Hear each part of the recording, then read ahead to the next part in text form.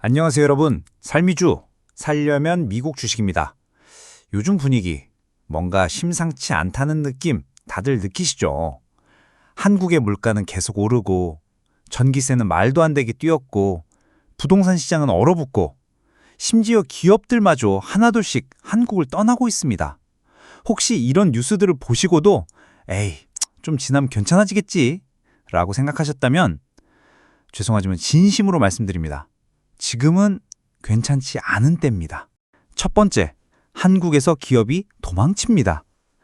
얼마 전 현대제철이 미국 루이지아나에 공장을 짓겠다고 발표했죠. 단순한 해외 진출? 아닙니다. 이건 사실상 탈한국 선언입니다. 왜 이런 결정을 내렸을까요? 한국에서는 전기세가 폭등하고 노동조합의 영향력이 너무 커서 경영을 어렵게 만들고 정치권은 기업이 조금이라도 이익을 보면 견제하려 들죠. 돈 벌었다는 이유만으로 욕을 먹는 분위기입니다. 반면 미국에서는 상황이 다릅니다. 전기요금은 한국의 절반 이하고요. 노조가 있어도 기업을 동등한 파트너로 존중합니다. 주정부에서는 세금 감면해주고 인프라, 부지, 항만, 심지어 대학까지 만들어주려고 합니다. 이런 환경이라면 여러분이 기업의 CEO라도 한국에 남겠습니까? 두 번째, 한국 사회는 이제 기업을 혐오합니다. 더 심각한 문제는 한국 사회가 기업을 혐오의 대상으로 바라보고 있다는 점입니다. 기업이 세금 혜택을 받는다? 그러면 왜 저기만 특혜야? 소리가 나옵니다. 제품 가격이 조금만 오르면 폭리다! 라는 말이 나오고 부동산을 갖고 있으면 기대거리란 낙인이 찍히고 돈 좀 벌었다 하면 해먹었다는 말이 나옵니다. 그리고 기업이 한국을 떠나면요? 배신자 소리까지 들어야 합니다. 결국 국가는 점점 더 많은 걸 통제하려고 하죠. 시장이 맡기지 않고 이제부터 우리가 너희 전략을 짜줄게 라는 식입니다. 이게 과연 자유경제 체제가 맞을까요? 세 번째, 부동산 시장도 이미 파괴되고 있습니다. 임대차 3법 기억나시죠? 앞으로는 10년 계약제, 무한갱신권 같은 정책도 검토 중입니다. 이런 식으로 나가면 어떤 일이 생길까요? 임대인들은 더 이상 전세를 놓고 싶지 않을 겁니다. 전세 매물은 줄어들고 전세가는 폭등하게 되죠. 결국 무주택자들은 집을 살 수밖에 없게 됩니다. 그럼 다시 집값이 폭등합니다. 이 고통은 누구에게 돌아갈까요? 바로 서민입니다. 정부는 말합니다. 이게 서민을 위한 정책입니다. 그런데 결과는 항상 정반대로 나타나죠. 이대로라면 한국엔 껍데기만 남습니다. 기업들이 미국으로 천천히 조용히 이동하고 있습니다. 공장부터 가고 지사 가고 그러다 보면 본사도 미국으로 넘어갑니다. 그리고 결국 한국엔 껍데기만 남게 되는 겁니다. 이건 상상이 아니라 이미 시작된 현실이에요. 하루아침에 벌어지진 않지만 한 발 한 발 확실하게 진행 중입니다. 이런 상황에서 우리는 무엇을 할 수 있을까요? 이제는 질문을 바꿔야 합니다. 한국에 남아서 버틸 수 있을까? 아니죠. 내가 어떻게 살아남을 수 있을까? 이게 진짜 우리가 던져야 할 질문입니다. 그리고 그 해답 중 하나가 바로 미국 주식입니다. 그래서 뭘 사야 하냐고요? 많은 분들이 이렇게 물어보십니다. 미국 주식을 하라고는 하는데 뭘 사야 하죠? 제 대답은 이렇습니다. 국가 전체에 투자해 보세요. 왜냐하면 기업은 망할 수 있어요. 애플도 테슬라도 언제든 위기를 겪을 수 있죠.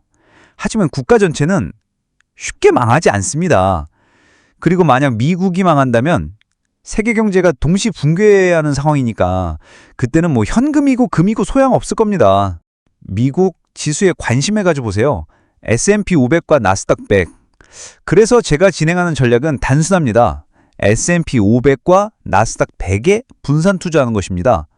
S&P 500은 미국의 대표적인 대형 우량주 500개를 묶은 지수입니다. 애플, 마이크로소프트, 구글, 존슨앤존슨, 비자, 세계 최강 기업들 다 들어있습니다. 나스닥 100은 기술 중심의 지수입니다. AI, 반도체, 클라우드, 데이터, 앞으로 미래 산업을 책임질 기업들이죠. 이 지수에 투자한다는 건 세계 최강 기업들의 성장을 함께 따라가는 것과 같습니다. 초보자라면 QQQ, SPY, VO를 참고해 보세요. 이제 ETF에 대해 말씀드릴게요. ETF는 한마디로 지수를 따라가는 주식 묶음입니다. 그 나라 지수, 그 나라 산업 지수를 기반으로 만들어진 종합 주식 바구니죠.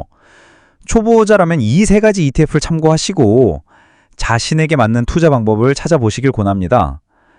SPY, 가장 오래된 ETF, 거래량도 많고 안정성도 높습니다.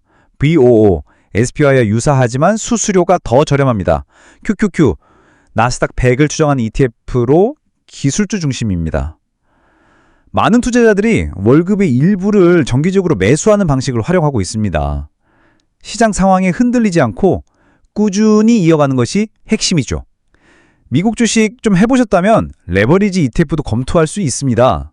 혹시 미국 주식을 1년 이상 경험하셨고 중간에 손잘없이 꾸준히 해오신 분이라면 레버리지 ETF도 검토 대상이 될 수 있습니다. QLD, 나스닥 100의 2배 수익을 추종, TQQQ, 나스닥 100의 3배 수익 추종, SSO, S&P 500의 2배, U-프로, S&P 500의 3배. 물론 리스크도 큽니다. 하락장에서는 손실폭도 2~3배로 크지만 강한 반등 구간이나 장기 우상향 시기에는 상당한 수익률을 제공하기도 합니다. 저는 미국 시장 폭락, 큰 하락 시에는 오히려 레버리지를 즐기는 편입니다. 하락을 기다릴 때도 있습니다만 자신에게 맞는 방식을 찾는 것이 중요하다고 생각합니다. 단 절대 감정이나 예감으로 매수하시면 안 됩니다. 매수 시기, 분할 매수 계획, 손절 기준 등 사전에 전략을 정해두고 이성적으로 대응할 수 있을 때만 활용하세요. 지금은 고민보다 실행을 준비할 시간입니다. 지금이 어렵다고만 생각하지 마세요. 이 시기는 오히려 장기적인 기회를 만들 수 있는 구간일 수 있습니다.